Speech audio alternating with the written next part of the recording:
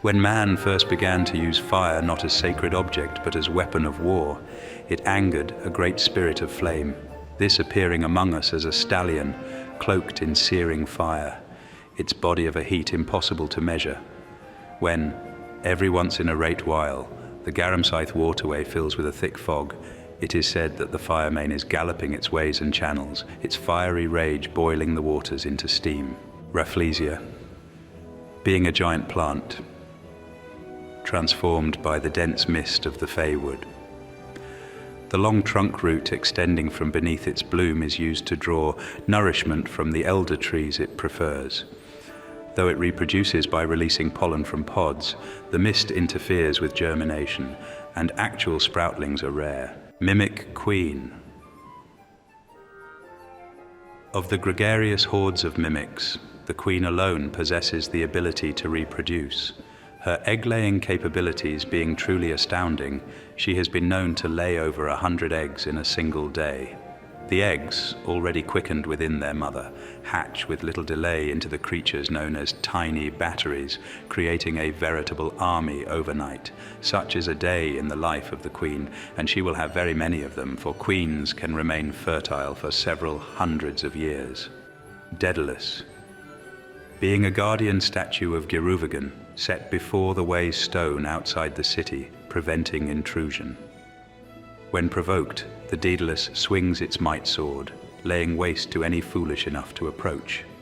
To look upon its headless form is to know despair, and some conjecture that the mere sight of it has stopped many would-be interlopers from passing into the city.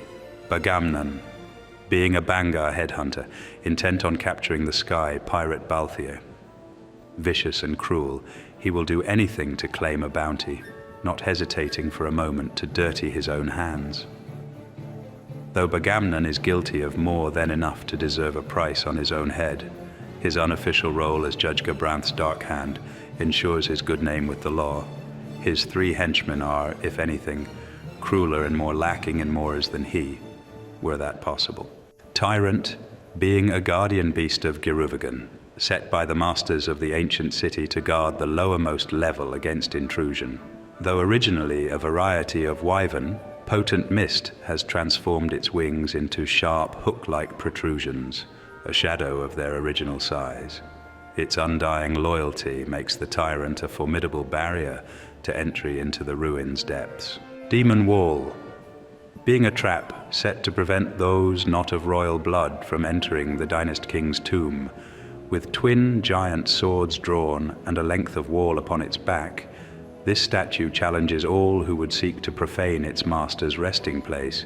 It is thought that this fiendish device was constructed during the Galtian Alliance, and knowledge of the mechanisms of its operation has long been lost. On the wall, the Dynast King's likeness is carved in relief, this being the last thing most intruders see before the demon wall bears down upon them, crushing their bones to dust. Hydro, being an undead, kept in this world by sheer force of will long after its body has surrendered to corruption.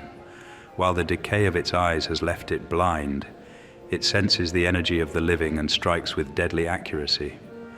Though it cannot be known when the creature last breathed, from the state of its yellowed bones, one can only imagine that it has walked in unlife for several thousands of years.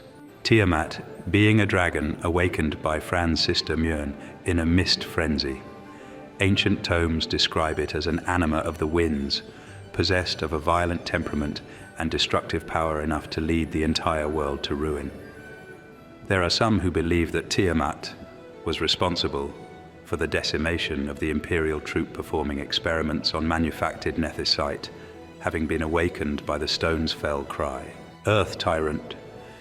Being one of 8 legendary worms of great power, preferring to dwell in arid climes, it is said that the Earth Tyrant appears as a mighty shadow within a great sandstorm, moving with the sound of rolling thunder. Of those brave souls who have entered the sandstorm to catch a glimpse of this creature of legend, or perhaps do battle with it, none have returned. Elder Worm. Guardian beasts of the forests, and the most ancient of the dragons in Ivalice. Though they perished several thousands of years ago, the living things of the wood grew in them, giving them nourishment and counteracting the corruption of their flesh until they stood once more. So they share body and soul with the wood and suffer no intruders within its boundaries. Fury. Being a wrathful spirit in the body of a dream hare living in the necrohol of Nabudis, its astonishing power made all the more startling by its demure appearance. None know the limits of its strength. Indeed, many are the great creatures of legend who have lost their lives to this furry terror. As cruel as it is cute, it stalks the shadows, looking for worthy opponents against whom to test its mettle.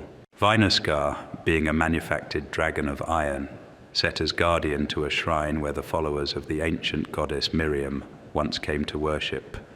Though an eerie iron mask covers the three portions of its head, none alive know its meaning or purpose, nor is it known who created it and in what age. The one thing we do know is that we no longer possess the knowledge necessary to manufacture such a creature. Humbabar Mistant.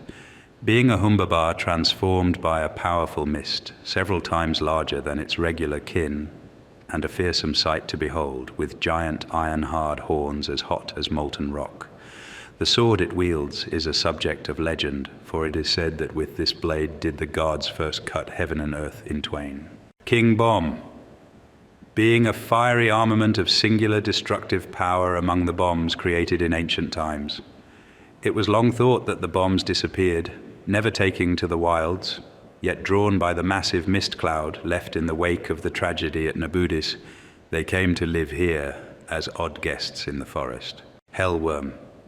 Being a dragon of such high order of evil, it is called the King of Hell. Legend claims that it once traveled freely between this world and the underworld, spreading destruction until the gods themselves intervened, robbing it of the power of flight and sending it plummeting into the abyss.